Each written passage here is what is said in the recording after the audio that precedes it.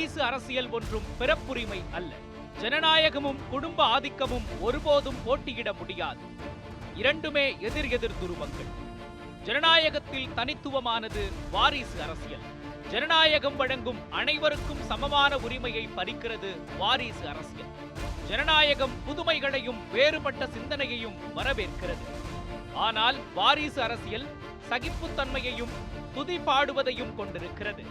இப்படி பாகிஸ்தானில் இருந்து ஒரு குரல் ஒரு தசாப்தத்திற்கு முன்பே ஒலித்தது. பெனாசிர் பூட்டோவின் குடும்ப ஆட்சிக்கு எதிராக அவர்களது குடும்பத்தில் இருந்து பெனாசிரின் சகோதரி மகளும் எழுத்தாளருமான பாத்திமா பூட்டோவின் குரல் அது.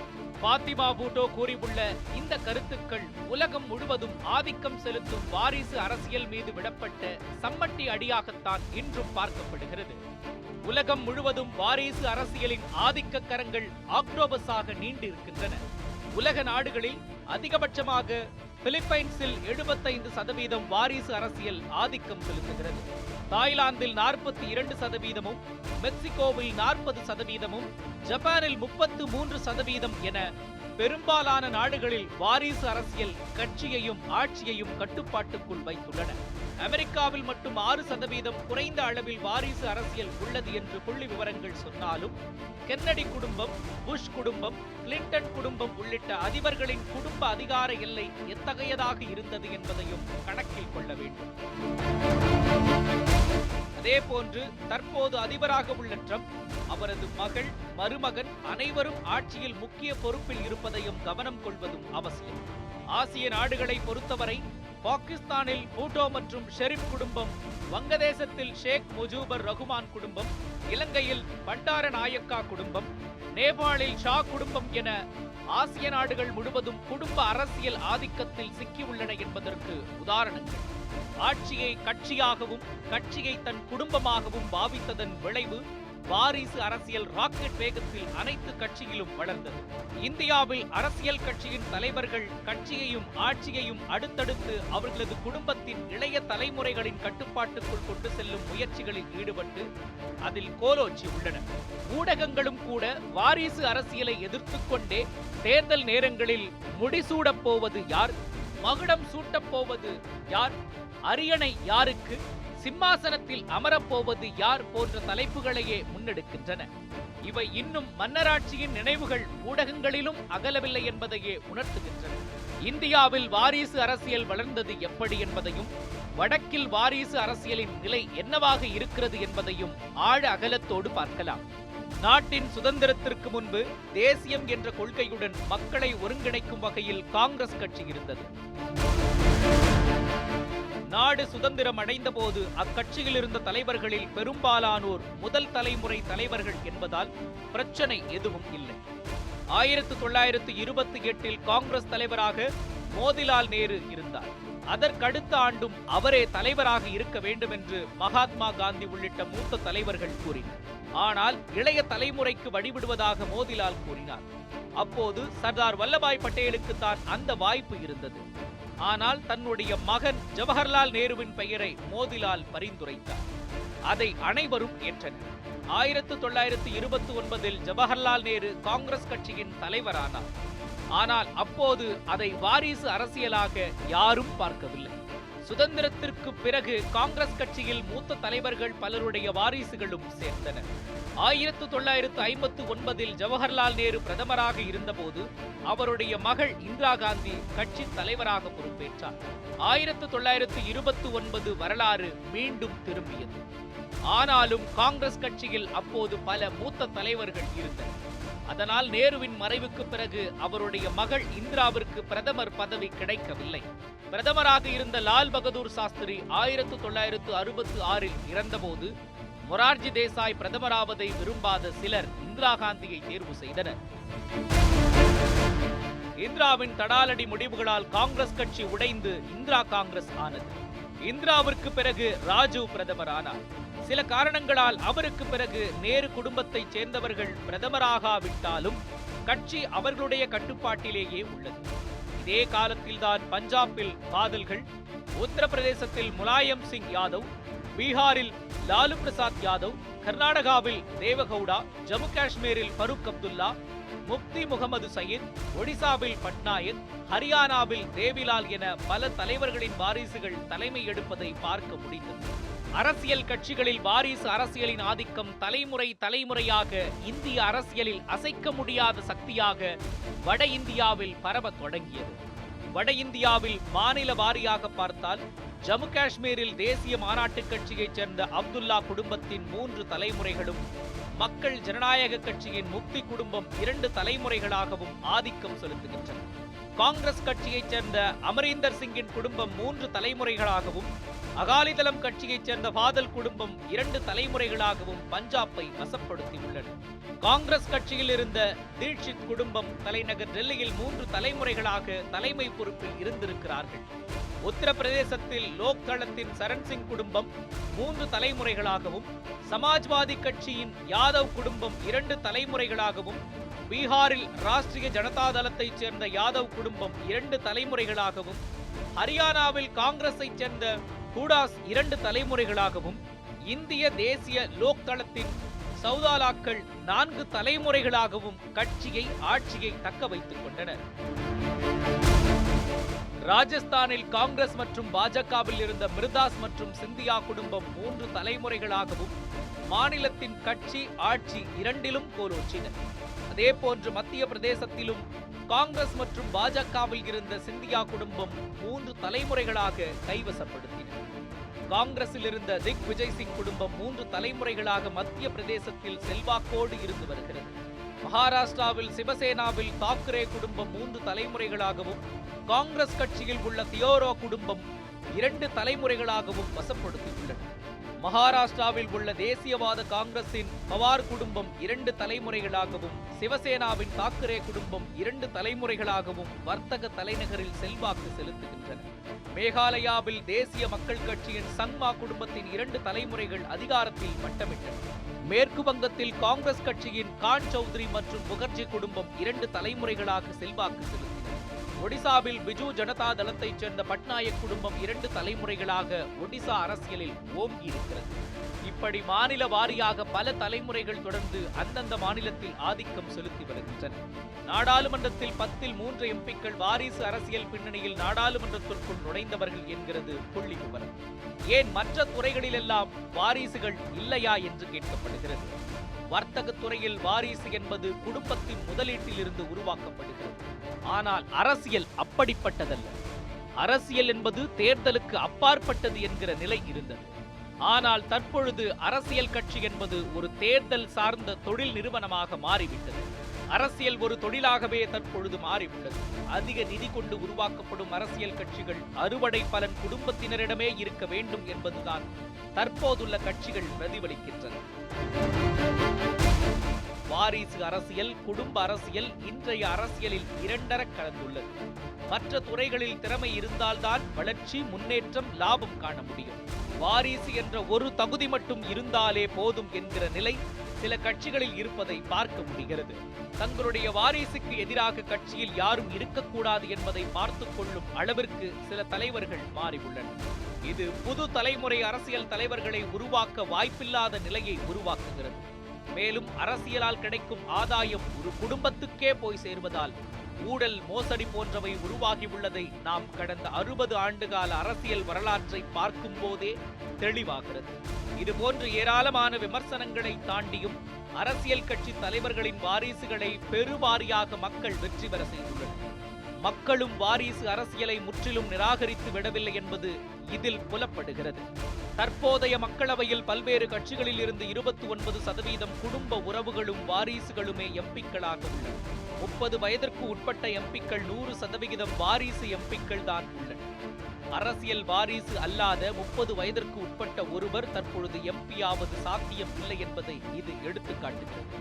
31 முதல் 40 வயது எம்பிக்களில் 65% வாரிசு எம்பிக்கள். 41 முதல் 50 வயது வரை உள்ள எம்பிக்களில் 36.8% என வயது வாரியாக வாரிசு எம்பிக்கள் நாடாளுமன்றத்தில் உள்ளனர். காங்கிரசின் குடும்ப அரசியலை கடுமையாக எதிர்த்துதான் மோடி ஆட்சிக்கு வந்தார். இன்னும் சொல்ல போனால் காங்கிரஸ் கட்சியும் நாடும் நேரு குடும்பத்திடம் இருந்ததுதான் இந்தியாவிற்கு பின்னடைவு என்று வாஜ்பாய் தொடங்கி மோடி வரை அனைத்து பாஜகவினரும் கடுமையாக விமர்சித்துள்ளனர்.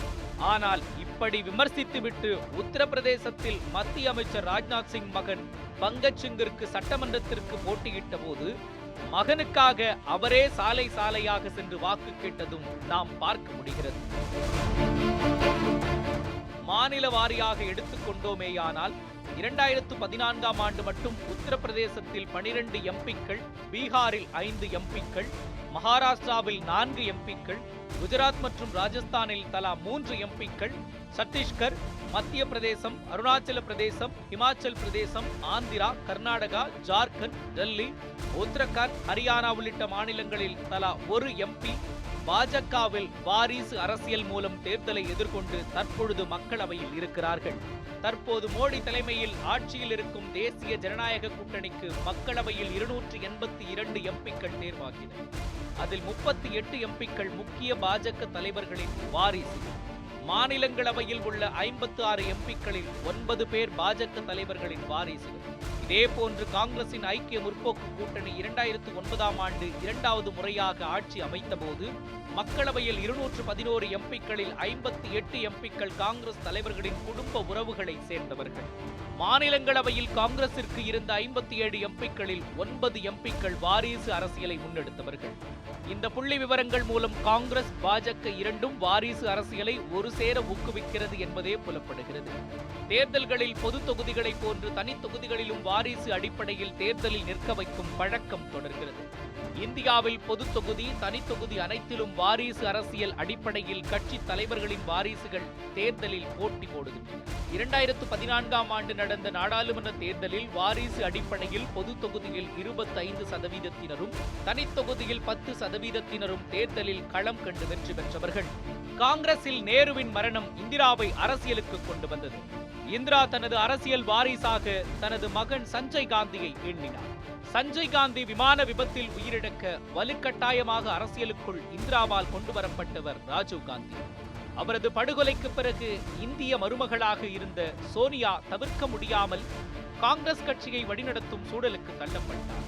காங்கிரஸ் மூத்த தலைவர்கள் பலர் இருந்தாலும் காங்கிரஸ் கட்சியை வழிநடத்தும் பொறுப்பு நேரு குடும்பத்துக்கே உண்டு என்ற மரியாதையில் மூத்த தலைவர்கள் வழிவிட்டு ஒதுங்கியிருந்தனர்.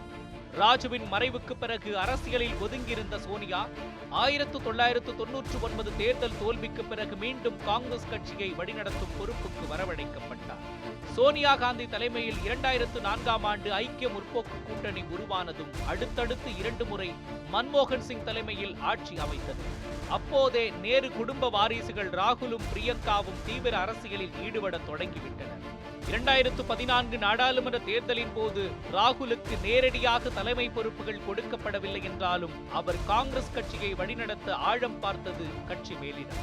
2012 முதல் 2014ஆம் ஆண்டு வரை காங்கிரசின் மூத்த தலைவர்களை கட்சியிலும் ஆட்சியில் அமைச்சர்களையும் ராகுல் காந்தி ஆட்டுவித்தார் என்ற குற்றச்சாட்டுகளை தொடர்ந்து எதிர்க்கட்சிகள் முன்வைத்தன. பிரதமர் மன்மோகன் சிங்கின் செயல்பாடுகளிலும் ராகுலின் தலையீடு இருந்ததாக விமர்சனங்கள் எழுந்தன. தற்போது மன்மோகன் சிங்கை மையமாக வைத்து எடுக்கும் படத்தில் கூட சோனியா, ராகுலின் கதாபாத்திரம் அதைத்தான் பேசுகிறது. ஐக்கிய முற்போக்கு கூட்டணி ஆட்சியின் ஆரம்ப கட்டத்தில் வெளிநாடுகளிலேயே அதிக நேரத்தை செலவழித்தார் ராகுல். அவரது பிறந்த நாளன்று காங்கிரஸ் கட்சியின் தலைமை அலுவலகம் இருக்கும் அக்பர் ரோட்டுக்கு வருவார் என இளைஞர் கூட்டம் ஒன்று காத்து கிடந்தது. ஆனால் அவரோ வெளிநாட்டில் கட்சி முக்கிய தலைவர்கள் கூட அறியாத வண்ணம் பிறந்த நாளை கொண்டாடி கொண்டிருந்தார். அவரது வெளிநாட்டு பயணங்களை பாஜகவினர் கிண்டலடிக்க ஆரம்பித்தனர். அடுத்தடுத்து மாநில தேர்தல்கள் ராகுலை ஒரு வழியாக இந்தியாவிற்குள் இருக்க வைத்ததோடு காங்கிரசின் தலைமை பொறுப்புக்கும் கொண்டு வந்தது. ராகுலை விட அரசியல் அனுபவம் உள்ள தலைவர்கள் பலர் இருந்தாலும் பிரதமர் வேட்பாளர் ராகுல் காந்தி என்பது வாரிசு அரசியல் தகுதியிலேயே ராகுலின் பெயர் முன்வைக்கப்படுவதாக பேசப்பட்டது. அதே வாரிசு அரசியல்தான் ராகுல் தான் பிரதமர் வேட்பாளர் என அடித்து சொல்லவும் முடியாமல் காங்கிரஸை முணுமுணுக்க வைக்கிறது. வாரிசு அரசியலை போன்று வாரிசு தொகுதிகள் உண்டு. உத்தரப்பிரதேசத்தில் உள்ள அமேதியும் ரேபரேலியும் நேரு குடும்ப தொகுதிகள். நேரு குடும்பத்தில் இருந்தே அந்த தொகுதிகளில் மீண்டும் மீண்டும் போட்டியிட்டு வெற்றி பெறுவார்கள். சஞ்சய் காந்தியின் மனைவி மேனகா காந்தி பாஜகவில் இணைந்து தற்பொழுது மத்திய அமைச்சராக உள்ளார். நேரு குடும்ப உறவிலிருந்து பாஜகவிற்கு அடிதாவிய மேனகா நேரு குடும்பத்தின் அரசியல் வாரிசு பார்முலாவை விட்டுவிட்டு வரவில்லை. மேனகா காந்தியின் மகன் வருண் காந்தி சுல்தான்பூர் தொகுதி பாஜக நாடாளுமன்ற உறுப்பினராக கடந்த தேர்தலில் தேர்ந்தெடுக்கப்பட்டார். சாமானிய மக்கள் மத்தியில் உள்ள திறமைசாலிகளுக்கான வாய்ப்புகள் வாரிசு அரசியலால் தடைபடுகின்றன என்று பாஜக கூட்டத்தில் வருண் காந்தி கர்நாடகாவில் பேசியதுதான் முரண்.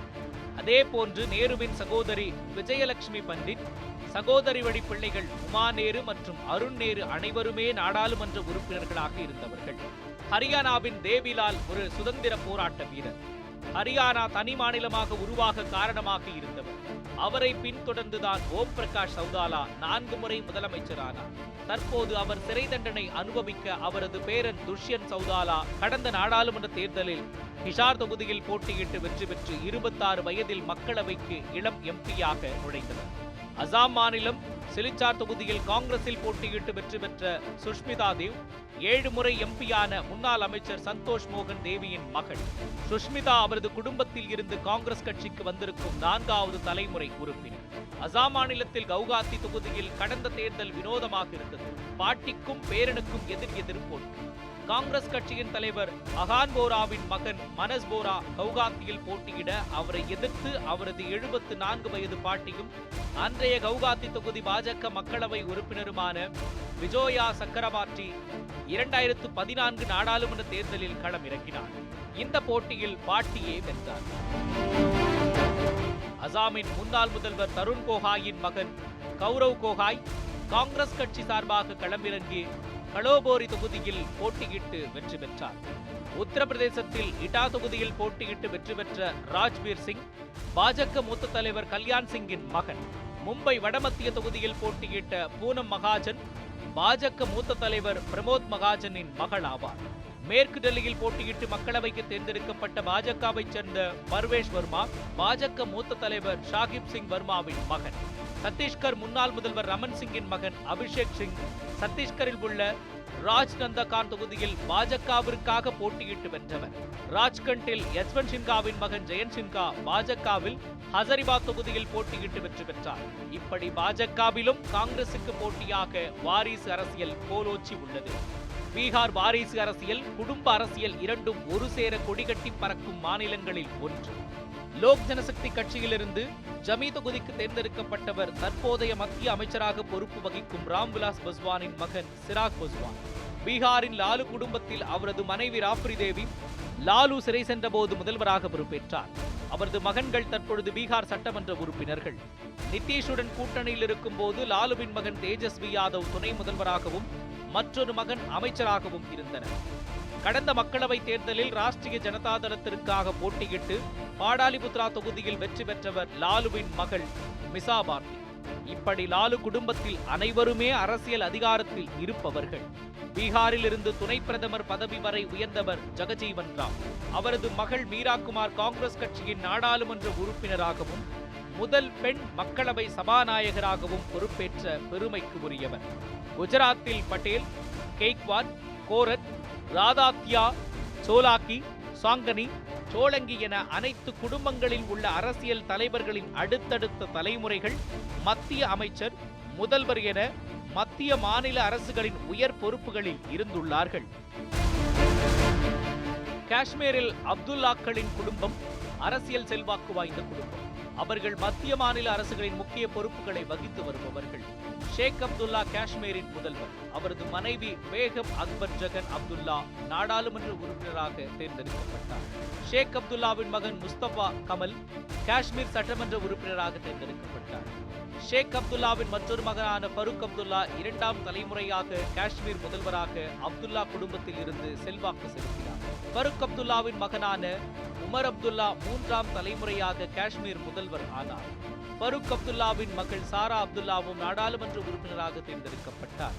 ராஜஸ்தானின் தற்போதைய துணை முதல்வரும் முன்னாள் இளம் மத்திய அமைச்சருமான சச்சின் பைலட்டை காதல் திருமணம் செய்து கொண்டார் சாரா அப்துல்லா.